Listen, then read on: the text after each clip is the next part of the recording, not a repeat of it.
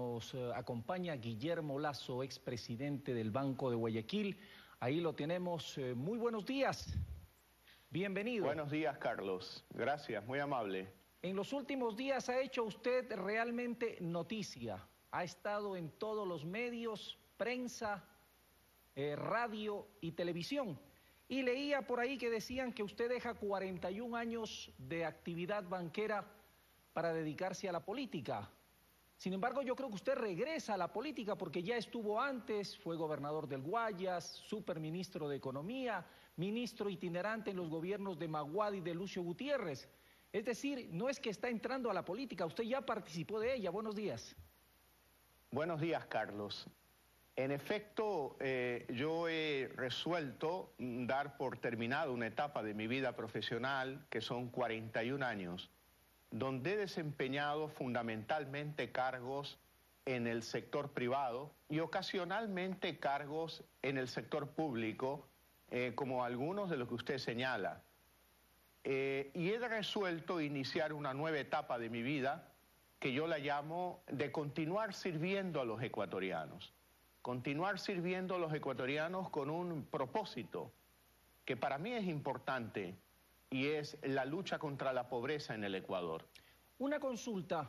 Usted dice que está dedicando su vida ahora al servicio, pero ¿se siente usted corresponsable de los gobiernos que usted formó parte, es decir, el de Maguad y el de Lucio Gutiérrez?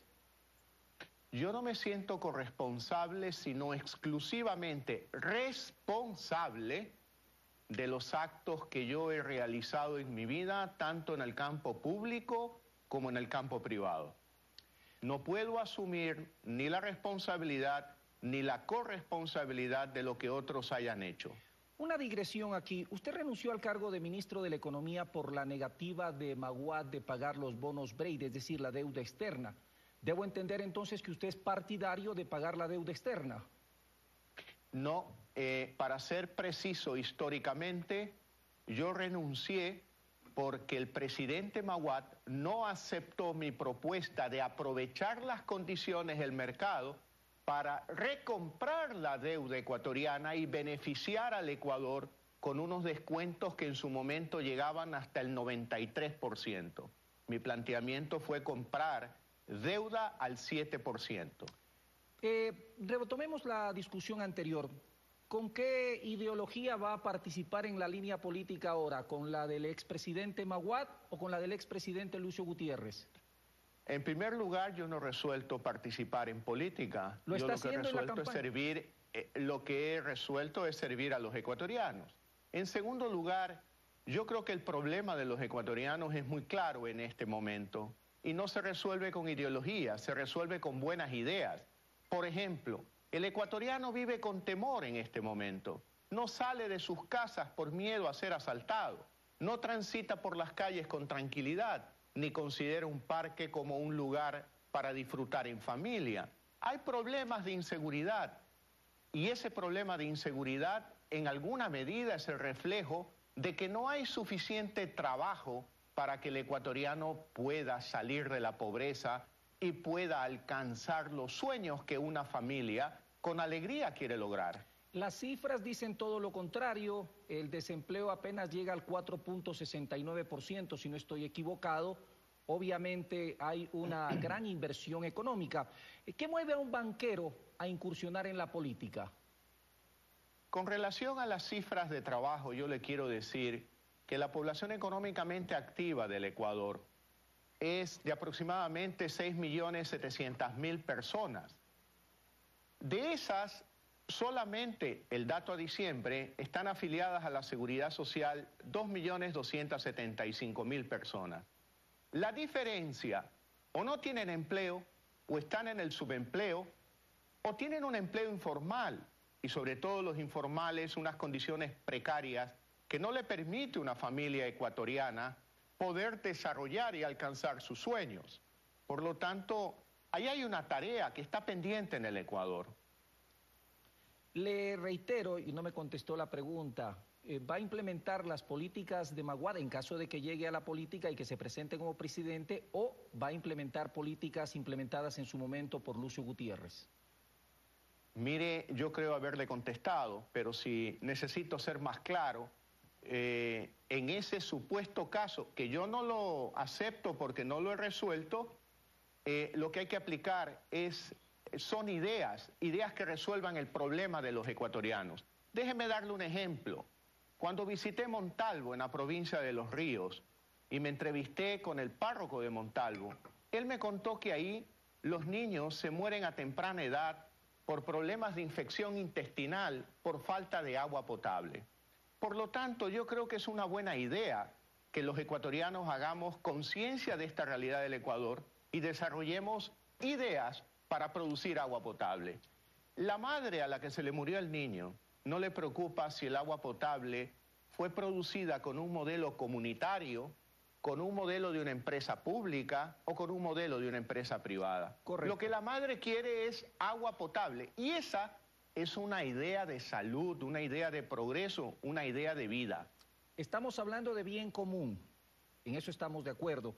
Eso no es una entelequia, es una construcción que pasa por cambiar las actuales relaciones de poder profundamente inequitativas y que vienen desde hace muchos años, que predomine el interés de la sociedad sobre la de los grupos particulares de poder, algo que históricamente ha sido la constante en el Ecuador.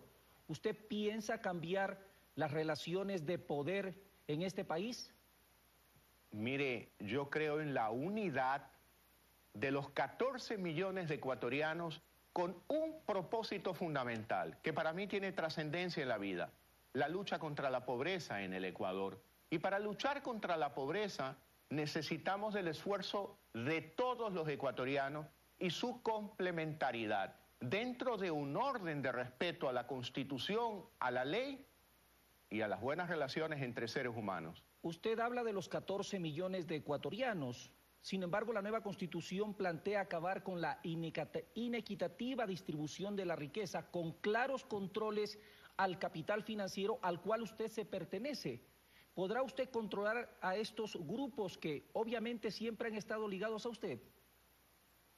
Vea usted, hoy en mi mente, como primer objetivo, tengo la preocupación de más del 60% de ecuatorianos que viven en el nivel de pobreza en el Ecuador.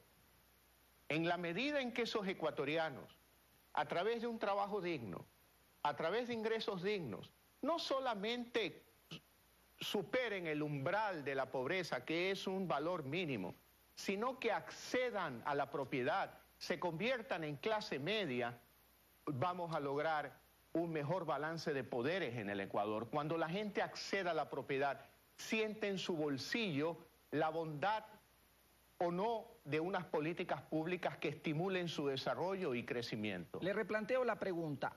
En este país hay, entre otros poderes, dos grandes que han estado acostumbrados a no tener regulaciones y a estar sobre el bien común: el capital financiero y los medios. Usted tiene muchas relaciones con el primero. ¿Piensa usted que puede controlarlo en caso de que llegue a la política? 41 años de actividad en el sistema bancario y financiero me permiten decirle a usted que yo, como banquero, cuando desempeñé esa función, he cumplido estrictamente la ley y todas las resoluciones que los gobiernos han resuelto en su momento, aunque yo no haya estado de acuerdo. Como las últimas, donde he cumplido unas disposiciones de vender compañías subsidiarias, por ejemplo, cosa que ya hizo el banco que yo representé hasta hace una semana. Por lo tanto, yo he vivido una realidad de disciplina, una realidad de orden, una realidad de respeto a la ley y sobre todo una realidad de respeto a la confianza pública. ¿Qué piensa de la crisis bancaria de 1999, cuyas secuelas aún se siguen sintiendo en este país? Primero le doy una impresión de carácter particular. Yo siempre he tenido claro que el banquero mayoritariamente administra el dinero del público, de los depositantes. Y cuando eso se tiene claro, el resto de cosas fluyen y se realizan de mejor manera. En mi caso particular, lo tuve tan claro que la institución bancaria que yo administraba sobrellevó esa crisis sin recibir un solo centavo de ayuda del Estado. y que es lamentable que hayan sucedido episodios como los que conoce la opinión pública ecuatoriana y que yo también condeno, porque a mí también me afecta como a usted le afectaría cuando un periodista no cumple fielmente su vocación de periodista. Eso queda a la imagen pública como una contaminación para el resto. Pero yo no la acepto, porque usted como periodista que actúa fielmente a su vocación, yo he actuado fielmente a mi vocación de banquero durante toda mi vida. Ideológicamente, ¿en qué terreno o cómo se define Guillermo Lasso? Mire, ya lo he dicho, frente a otra pregunta le amplío mi respuesta. Yo creo en las ideas que dan resultados. Yo creo que a veces las ideologías son como una camisa de fuerza, que no dejan en un momento dado desarrollar ideas válidas, porque se parte de prejuicios y preconceptos en un momento dado. Y yo creo que el problema de los ecuatorianos requiere más que ideologías, de buenas ideas, como el caso del agua potable en Montalvo que le he comentado. Hechos concretos, el tema del TLC con los Estados Unidos, por ejemplo. En caso de que usted llegara al poder, ¿usted negociaría un TLC con los Estados Unidos? Yo no hablaría de los Estados Unidos. Yo diría que si usted le pregunta a un microempresario, a un mediano empresario, a un gran empresario en el Ecuador, ellos preferirían tener unos mercados de 1.300, 1.200 ciudadanos y no solo un mercado pequeño de 14 millones y medio. Ahí se pudieran descubrir nuevas oportunidades que precisamente ayudarían a la creación de empleo en el Ecuador. Por lo tanto, yo creo en la necesidad de ampliar mercados, protegiendo nuestra soberanía, que no se tiene por qué ver afectada, y protegiendo nuestra cultura y nuestra identidad. De lo que se trata más bien es el desafío de más Ecuador en el mundo, con nuestros valores, con nuestra identidad, con nuestro producto, con el esfuerzo de nuestros deportistas, con lo que produce el agro, con lo que la mano del ecuatoriano es capaz de transformar, creando valor para el mundo.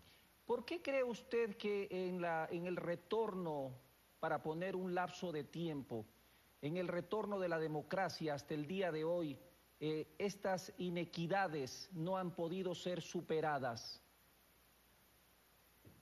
Muchas razones, probablemente podemos señalar algunas.